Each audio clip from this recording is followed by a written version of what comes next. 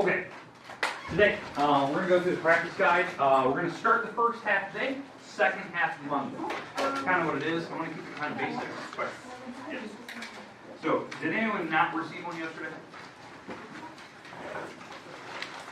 Now again, reminder, yesterday you were supposed to turn in your group activity with the data on it. That was yesterday. And homework that was due earlier this week was page 573. Make sure that one goes. Okay. All right. I am going to my the highlighter rules in my bag. What?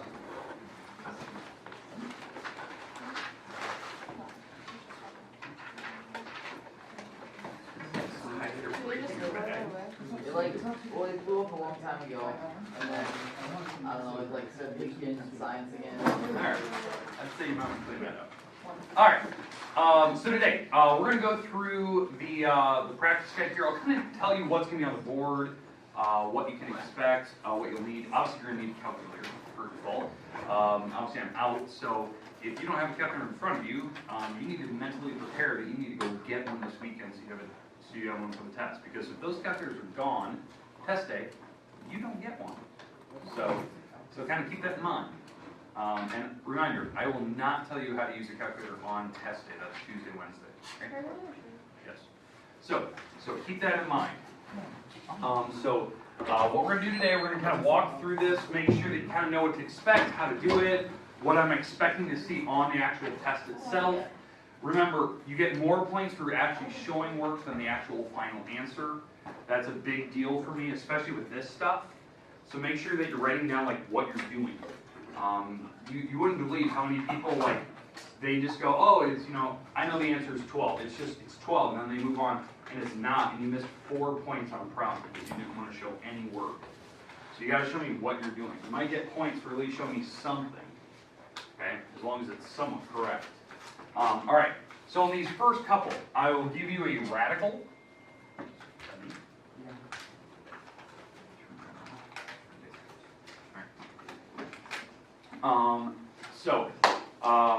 So if I give you a radical, you just have to simplify it. It can be any type of radical. As you can see, one's on your practice test. I'm just going to make up one so you can kind of see it. So you get kind of a handle on what to do. So my problem is going to be, I'm going to do an example like this one. I'm going to do the square root of 8. Danielle on the lawn, please report to Mrs. Bonson's room. Danielle on the lawn, please report to Mrs. Bonson's room. Okay, so the square root of 8 does not have a perfect square root, because I'm trying to think of like a number that multiplies on itself that would give me 8. It's not. 9 times 9 is 81. It's really close to 9. It's not quite, it's like 8 point something, right? But what I'm expecting to do is simplify this problem. So what I would do first, figure out numbers that multiply give me 8. So can anyone think of 2 numbers that multiply give me 8? 10 times 8. Okay. 10 times 8 in any order that you like. Now what I wouldn't want to do is break those numbers down further. So what are numbers that can be broken down from 10? 5 and 2. And for 8?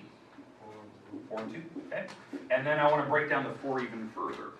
Okay. And that's what you're going to have to do in your problem. Obviously you're going to have different numbers than me, but that's the same idea. So 2 and 5, 2 and 2, and another 2. So that's breaking down 80 as far as I can until I can't break the numbers down any further. Then what you do is once you're to that point, you circle pairs. Because remember, the index number on the outside is actually a little 2. Unless it's like written in there like a 3 or something like that. So my index number is a 2, so I'm circling pairs of numbers. You can rearrange the order that you have here. Obviously this is kind of an ugly order. Let's move the 5 and 2 around here. Switch these around. So 5 and 2. There we go. Alright, so switching the order around. So now I have pairs in there. So there is pairs of numbers.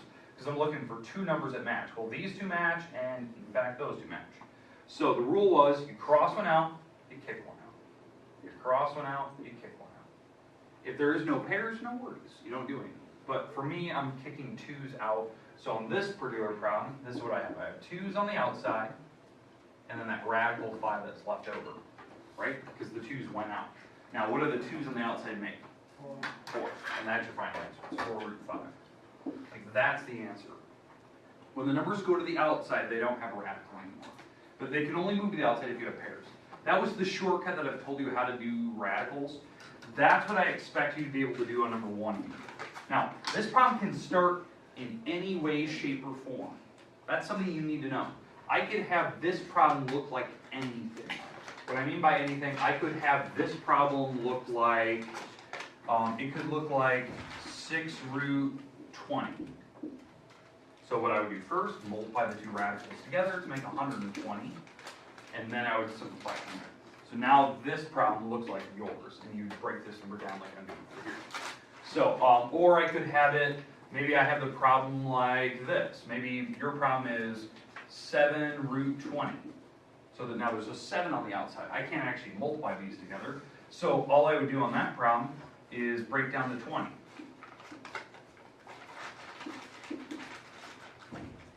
Right? And then I would kick numbers out to the outside. So like the 2's here would kick out, and they would join the 7 on the outside. So this number would be 14 roots 5, right? If I was doing that problem.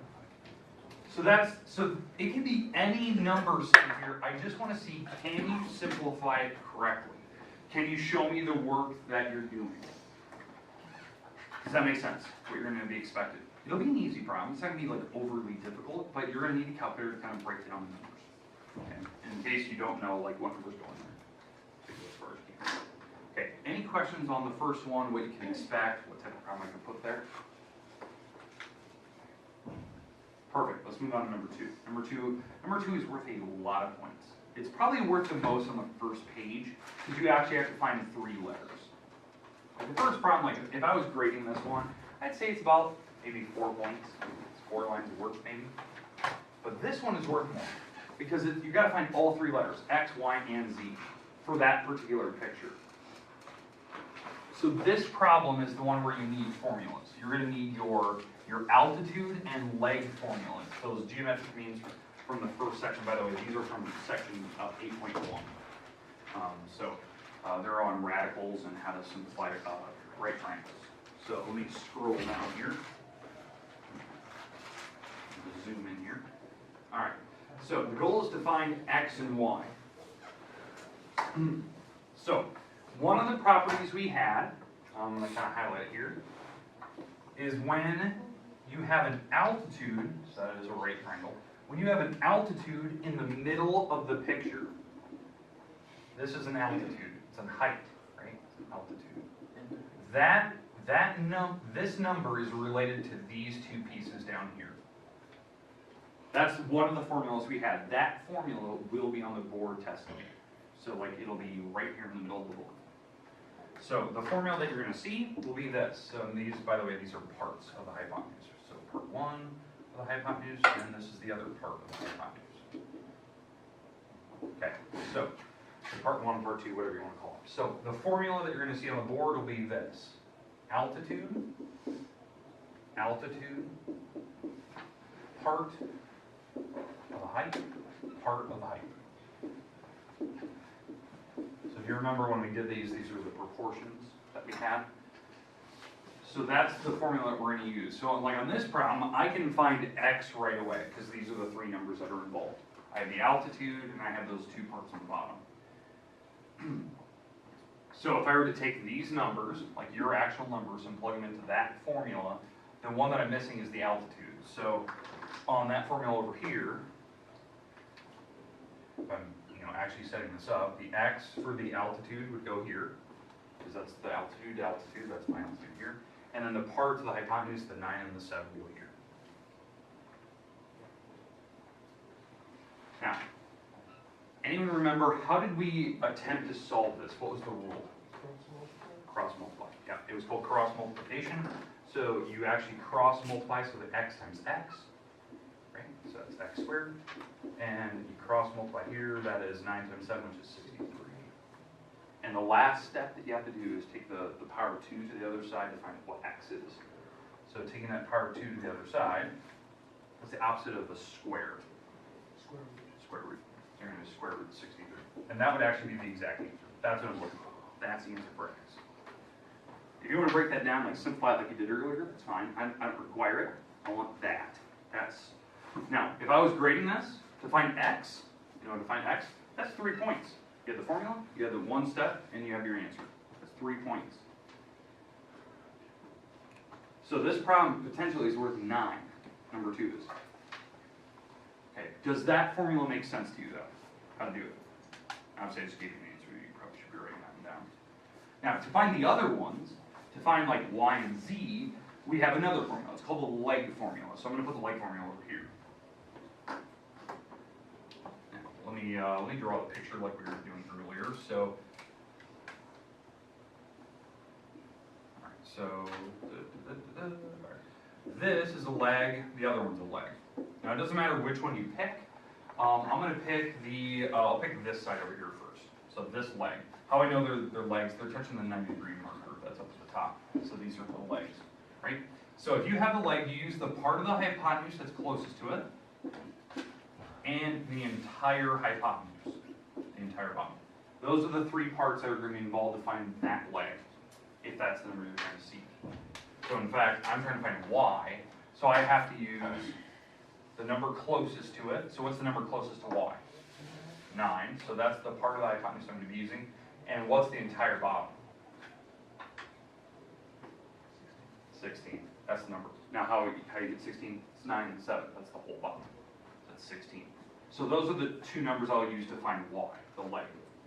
Now the formula, if you don't remember what the formula is, it's leg, the leg that you're trying to find, right? The part of the hypotenuse that's closest to it, and the entire hypotenuse.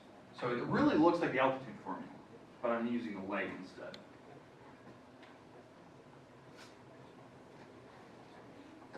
Now again, it doesn't actually matter where these two go, but the leg has to go diagonal from each other. So in my case, the leg I'm looking for is the y.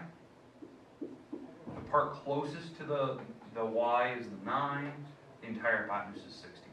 So then you can solve this using the same rule I just did over there. Cross multiply, solve it. It'll be a square root, it's fine. If you want to simplify, in fact, it might be even a nice one. Now, if I was trying to find z, the other leg, so z would go here and here, what's the part closest to z's? That would go here. 7 would go there, and you still use the 16 in the entire bottom. So. Okay, so this formula right here, this formula will be written on the board test day. I will not explain how to use it. They will just be written on the board in case you can't figure it out. Okay, questions on the two formulas that you're going to need for number 2 here? Now, obviously, I did not finish that problem. You have to finish to solve for y, you have to finish to solve for z, so you're going to do that work. That's something you might want to take time to do today. Any questions on number 2? Anything that you're not quite getting, not sure of? Don't be afraid to ask. It's the point of doing a review today. Okay, take silence. You're good. We're going to move on. Okay, all right. Move on to the next few. We only got a couple left, because I only want to go through number 5 today. Half and half. It's manageable. You can kind of work on it. You can study. All right. Scroll here. All right. Number 3. This problem. This is one. The reason why I put this problem on the test, because we didn't have a lot of homework on doing this. The reason I put this on the test is you have to be able to put a power, like a power 2, on different numbers. Now the reason why I'm having you try a problem like this on the test, when we didn't have any in the homework, is because you have to do that type of situation when you do problem number 4, when you do the Pythagorean theorem. You have to square numbers. So I'm testing whether you know how to square numbers. Now the numbers I'm putting here are radicals. Can we square like a goofy number? So in fact, how you do this, how you square numbers, so let me give you an example here, like square root of 3. If you square it, the square and the square root cancel each other out, and what am I left with? 3. Like that's the answer when you square it. Now, the goofy part is, they have a number out front, right? On your problem, they have a 2 sitting there. So if I had a 2 out in front of mine, what you're going to do is you're going to put the power of 2 on the radicals, cancel out the radical, and the power of 2 goes also on the 2 itself. So the power of 2 goes on both. You have to like distribute the power of 2. So this is what it's going to look like. The 3 will be by itself still, but the 2 will have a power of 2 on it. because both of them get the power of 2. So what's 2 squared? 4 times 3. So this number would be 12.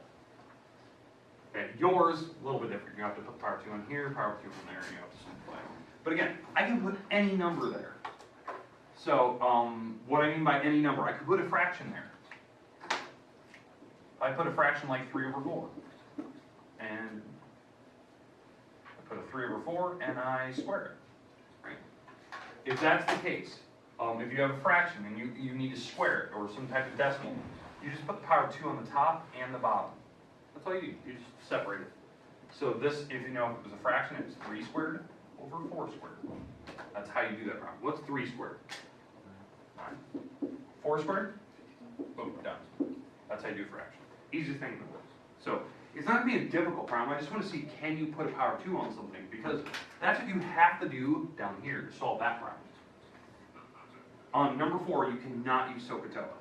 It's not possible. I don't give you the angles of number 4. We'll see that here in a second. So you'll have to resort to doing something like this in that problem. That's why I'm having you practice it.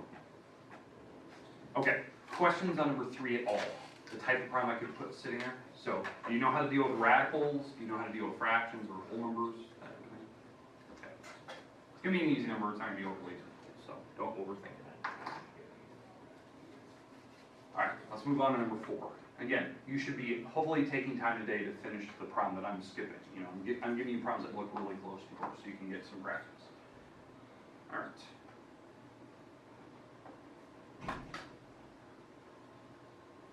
Let's go on to number 4 here. Almost done for the day. Okay, number 4. Pythagorean theorem.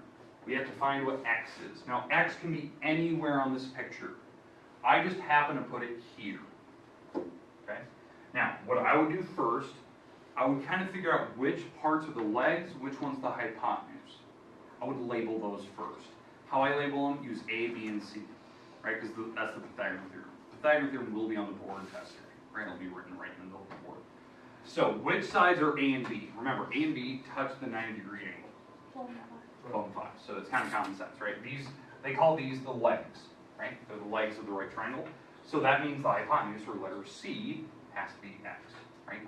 So that's A, B, and C. Now the Pythagorean theorem, if you don't remember, this theorem is A squared plus B squared equals C squared. We talked about different ways why that works. But that's the formula you're going to have to use on this number 4. You have to use it. That's why I had you practice on number 3 how to square things. Put powers of 2's on numbers. Right? So A is the 12, and this doesn't matter which one's A and B. It doesn't matter at all. So 12 squared, 5 squared equals C squared. So you're going to have to square these numbers. That's a big number. That's kind of a medium number. You add them together. Then to solve whatever this number turns out to be, you're going to have to take this square to the other side and take the square root. Okay, it might work out to be like a pretty number. Fine name. Great. Okay? Because the number you're looking for is C. So you have to take the square root of whatever that number is. I believe it will turn out to be a nice whole number on your problem. So if you're taking the square root of that and you don't get a whole number, I think you did it wrong. So maybe you squared these wrong. Remember, what's 12 squared? 144. Yeah, it's 144. You're right. It's not 24. Don't think you're taking it times 2. It's squared. It's 12 times 12. That's how you're doing it. Okay, so that's the most common mistake I always see people make at number 4. They forget that you have to square numbers, not take it times 2. Okay, now, the other type of problem that could be sitting here is maybe the x is in a different spot.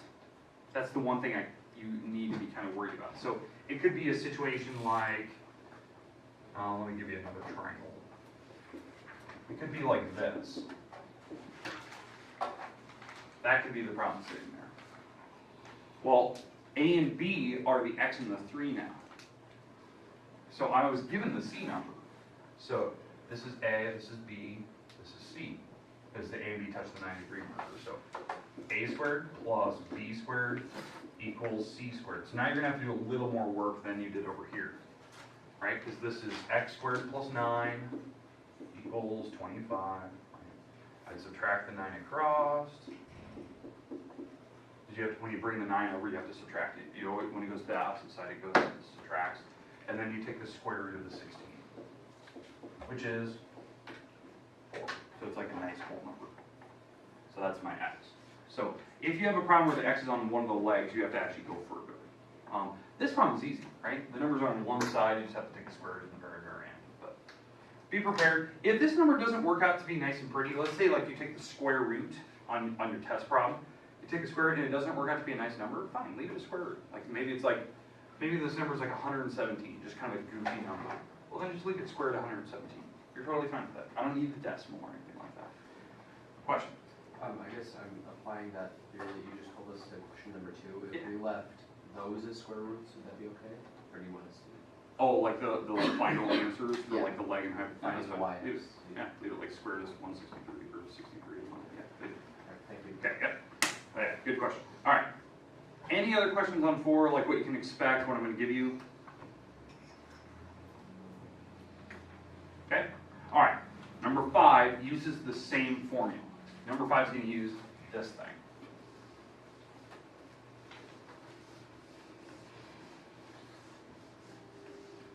All right, so let me scroll. Okay, here's what I would like you to do right now. Okay, so here's number 5. I would like you right now on this picture to draw a mock triangle on your paper. Put those 3 numbers on your triangle, and then we're going to talk about it. So take 1 minute, draw a triangle with those 3 numbers on. Then we're going to discuss it.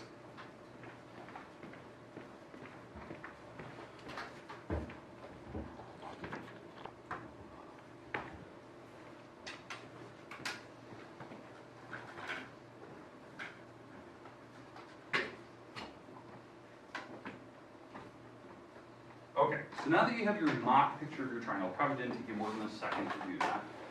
What can you tell me about your triangle? What's obvious about these? Hypotenuse is 13. Yeah, in theory, and you're absolutely right, if you're drawing a right triangle, the hypotenuse better be 13. The reason being, it's got to be the biggest wall. The goal of this problem is to see, is this problem right here, these are the walls, is this a perfect right triangle? That's the question. What type of triangle is it? Is it an acute, right, or obtuse? The goal is to hopefully get it to be a right triangle. The manager is absolutely right. The 13 better be your biggest wall. It's common sense. Better be the biggest one, right? Then the other ones are the 9s. Now, whatever numbers I give you, you've got to figure out which one's the biggest. That would go here. The goal is to check, is this true? Is it a right triangle? To test it, you have a theorem. You have a Pythagorean theorem. That theorem will work perfectly if it's a right triangle. If it doesn't, it's a different type. It's either acute or obtuse. That's what I'm checking for. So you have to show what type is it. Okay, so let's plug numbers in here. So these are my A and B. So 9 squared plus 9 squared equals 13 squared. This is, we don't know this, if that's true or not. We're going to test it here in a second to see what's happening. Oop, I forgot to put it. All right, what's 9 squared? 81. Okay. Okay, question? The legs are the exact same, so can you just do the opposite angle? Oh, like knowing that it's a 45-degree triangle, yeah, you can do it that way. Okay. That's why I kind of brought those up yesterday. All right, you're ahead of me on this one. All right, so 81, 9 squared? 81. Do those add to make 13 squared? I think it's a 169. Yeah. Okay. Do those add to make 169? No. No, it makes 162. Okay, when you add those together. So these are definitely not equal. So I can already tell you right now, it is not a right triangle. The reason why it's not right didn't work. It's not equal. If it's equal, it's right, you move on. Yes, it's a right triangle. Not right. We have to figure out what type it is. We only have 2 other types. They're actually printed on your test. It's either acute or obtuse. You're right. This problem is obtuse. This is an obtuse triangle. Now, how we know that? Because this 169 is bigger than Exactly. The hypotenuse wall is too big. The C, right? The C, the 13 squared. That number turned out to be too big compared to the 162. So if the hypotenuse is too big, that means your angle is too big. So it's an obtuse triangle. That's the idea. Everything's based off the hypotenuse wall. It's too big, it's obtuse. If it's too small, it's acute. That's how it works. Okay, does that make sense what you're looking at there? You have to know the test. Those were the theorems, 8.4, 8.5, 8.6, 8.7. Those are the theorems we used to test those. All right, any questions on that problem? Like how we did it, what we're looking for? Okay, now, before I just kind of let you work today to kind of finish this up, I want you preferably to get done 1 through 5 today. And obviously we've done, we did number 5, we did, I think, possibly did number 4, but some of the ones we skipped, right? Is there any question on any particular problem you're not quite getting, 1 through 5 anyway? Okay, now, one of the things we talked about yesterday, and you actually brought up today, was I talked about the special triangles. In fact, I left them on the board from yesterday. Now, the reason why I left that on the board is because of this problem. I can tell you if this problem was a perfect right triangle, because of that situation over here, that the angles in the corners, if 2 walls match, the angles in the corners are 45s. So in fact, these angles would be 45s here. Right? And I could actually check using SOHCAHTOA whether the walls are actually right triangles. Like, because I could test, do the numbers work? Like, for instance, I could do cosine of 45 degrees here. I'll pick this 45 right here, because I know that these 2 angles are the same because the 2 walls are the same. And I could test, will the 9s give me the 13? Like, for instance, a cosine, if you think about SOHCAHTOA, cosine is adjacent over the hypotenuse, and I can check what the hypotenuse is. Like, is it 13 in fact? Is it a perfect 13? So, again, adjacent over hypotenuse is the adjacent wall to this 45 over the hypotenuse. So I would switch these X on the bottom, so I do that quick switch, and I could type this on a calculator and check, is it true? Is it a 13? If it is, it's a right triangle. Because remember, these formulas, SOHCAHTOA, only works if it's a right triangle. So I mean, so if it gives me 13 back, yeah, it would be. I believe it gives you some crazy decimal. Am I right? What did it give me? Like 12.7. Yeah. This gives me 12.7, not 13. So I can already tell you it's not right, because that wasn't the number that I got there. Does that make sense? You could use SOHCAHTOA to check if you knew the angles. The problem is, like, when I started this problem, I didn't give you the angles. Just noticing that the walls are the same, that was a good observation. So that's why I could use those. That's why that's important, that sometimes you can kind of recognize when you have, certain angles on the triangle. Okay. Do I require that you do SOHCAHTOA on this problem? No, I want that. That's what I prefer. That's a lot easier than doing SOHCAHTOA and recognizing all that stuff. Okay, now, if you turn to the back side of your practice test, we're not going to do these today. We're going to save these for Monday. The rest of the problems are basically use your calculator, do SOHCAHTOA, figure out the missing parts. Some of those triangles have multiple parts, like an X and Y that are both missing. Some just have one, some have multiple angles. That's the stuff we're going to talk about Monday, how would you attempt to do those problems. Okay, so that's what we're going to look at. Obviously, the bottom one, as you can see, number 10, it's a story problem. It's kind of like something I made up, so you're going to have to draw a picture for it. So you're going to have to draw your own triangle and put the numbers in there. So that's something we'll talk about Monday. Okay, your goal today, try to finish 1 through 5. If you have any questions, ask. If you're done, fine. You can keep it, you can save it for Monday, we'll continue Monday. If you're going to be gone Monday, that's what we're reviewing. Test is Tuesday, Wednesday, if we need 2 days. I don't know if we'll need it. Okay. Any other questions about what we did today, what we're doing Monday, Tuesday, next week? Okay.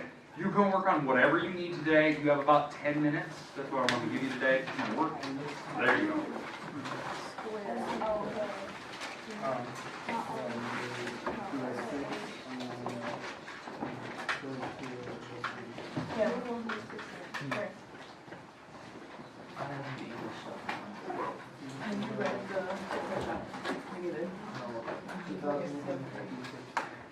I have some of it from Ryan. Like, I had like the first 2 questions. No, like 5 just the first 2. And tell them I'm going to be done with that PowerPoint here in about 5 minutes. So you'll be done about there. I'm sorry, what? You can tell Highland I will be done with that PowerPoint here in about 5 minutes. You'll know what I'm talking about. Okay.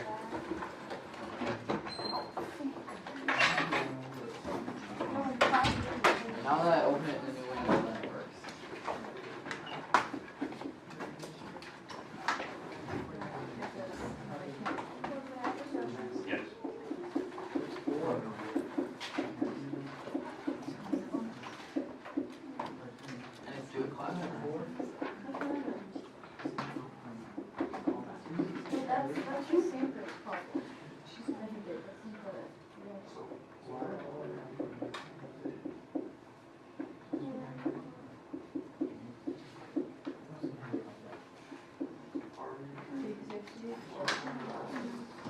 what chapter number he wants to read. Yeah.